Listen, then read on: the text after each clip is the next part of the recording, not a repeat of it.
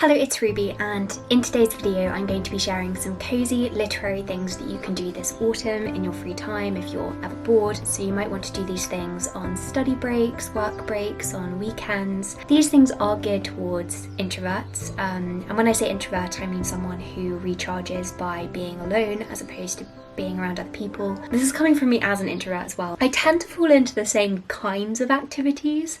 Like when I have free time, I will either read or go on a walk or do some writing, poetry, nature journaling, but it doesn't really change beyond that. These are some activities which you can do if you've got some time and you want to do something by yourself, but you also want to do something new. And actually today's video is slightly different from usual. It's one that you've helped me create, which is really fun. So I asked on Instagram for some ideas of bookish things to do, and I've taken some of those ideas. Honestly, there were so many great ideas. If you've got any more ideas, please leave them in the comment section because it's so fun hearing all of these fun ideas that people have. But without further ado, I'm going to get on to actually telling you these things, and get a pen and paper so you can write these down, because I've literally got a list now in my planner of some go-to fun autumn activities which are bookish.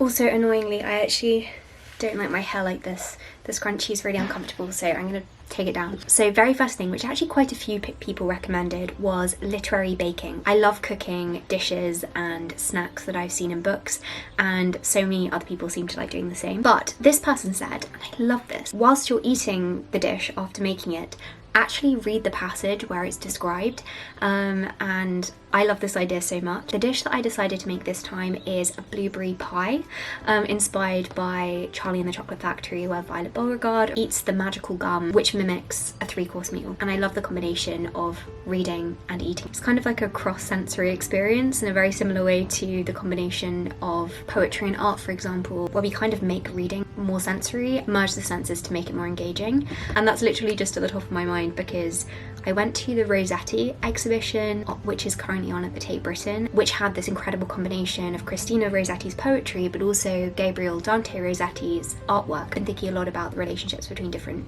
art forms. "Blueberry pie and cream," shouted Violet. "Here it comes. Oh my, it's perfect. It's beautiful. It's exactly as though I'm chewing and swallowing great big spoonfuls of the most marvellous blueberry pie in the world." Next thing is something which comes from my recent introduction of a Commonplace book. So always on my person, I have kept a mini notebook like this for quite a long time, but I've changed the format of mine recently. I am trying to loosely follow John Locke's recommendations of how to use a Commonplace book, writing down key information as and when I find it. If you have a Commonplace book, you might want to do this in your Commonplace book. If you don't have a Commonplace book, you might just want to write it down on a piece of paper or a scroll of paper, something which you can just keep with you all the time. But write down a long list of your favourite autumn quotes. You could go through quotes on Goodreads, for example, and just write up a long list of passages, poems, quotes which make you appreciate autumn and all of the beauty that autumn holds. Then you can read over these when you're out and about if you have a spare 5-10 minutes.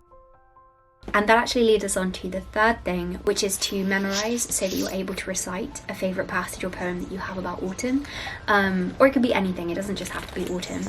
But set aside maybe an hour to memorize something. I do find that poetry and prose that you learn by heart, you understand in a very different way to when you're reading something. The poems I know by heart, I say to myself so often, I love just always having like a repertoire of poetry. It's kind of like having a mental anthology of poetry that you can turn to when you want it. And just on the topic of recitation, there was this excellent suggestion from at arcane.saga, and I just had to read verbatim what they said on Instagram. They said, "Recite any piece of literature to nature, the moon, the stars." Isn't that lovely? The fourth thing, which is a recommendation from Rihanna, is to send a favourite cozy book to a friend. So you could go to a charity shop and find one, or you could choose a book that you've read and then wrap it up and send it in the post to somebody.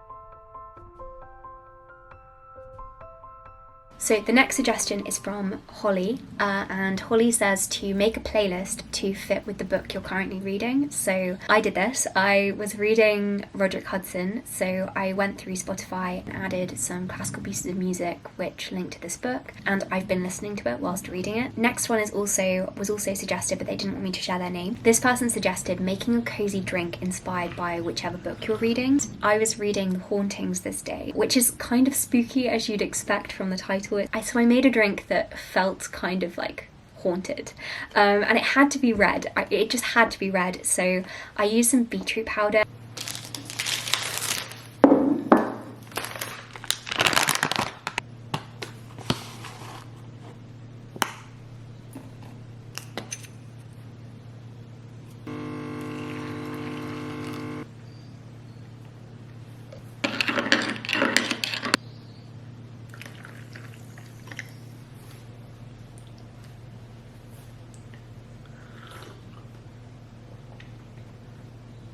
The next thing you could do is have a movie night watching either a film adaptation of one of your favourite books or a film about an author's life. So this particular night I rewatched Mary Shelley, starring Elle Fanning, because it's one of my favourite films and I've only seen it once and it's been ages since I've seen it. The next thing you could do isn't necessarily something you go out of your way to do, but read on a train. There is nothing quite like reading on a train. I don't even know what it is. Sit down in a window seat and look out of the window whilst you read. If you're travelling anywhere, then this is a must. You could even see if there are any heritage railways near you.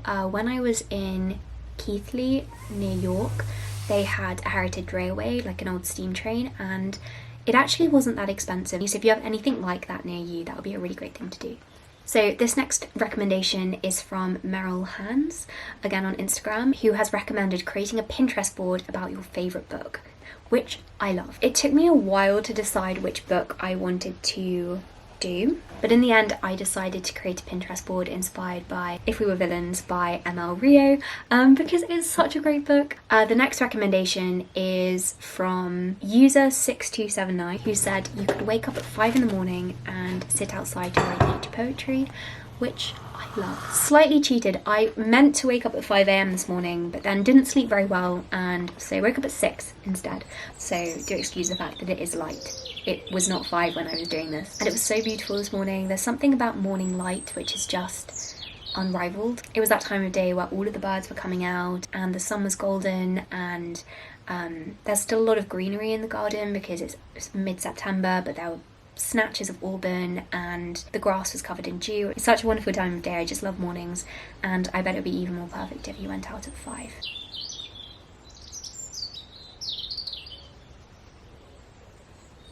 So then the next thing is to create outfits inspired by your favourite books or book characters. You might know that I'm a big advocate of this. I call them book looks. Even if no one else knows that your outfit is inspired by a book, you know. And I think what we wear can really have an impact on how we act and how we feel in ourselves. So if you know that that outfit is inspired by that book, then you can kind of channel the energy of that book. I chose 3 of my favourite autumn books and created an outfit for each of those.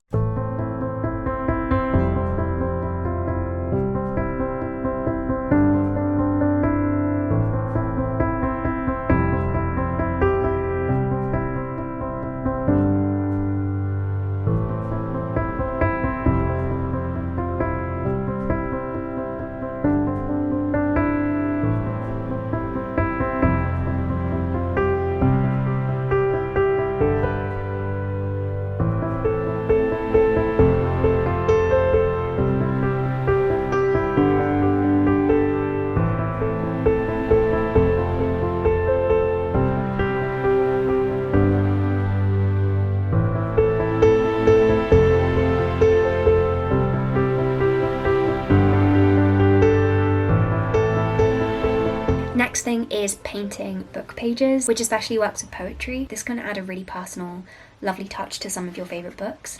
And I actually illustrated some from my Emily Dickinson collection. I really love this idea, and it was recommended by Yetta, who has an excellent YouTube channel actually.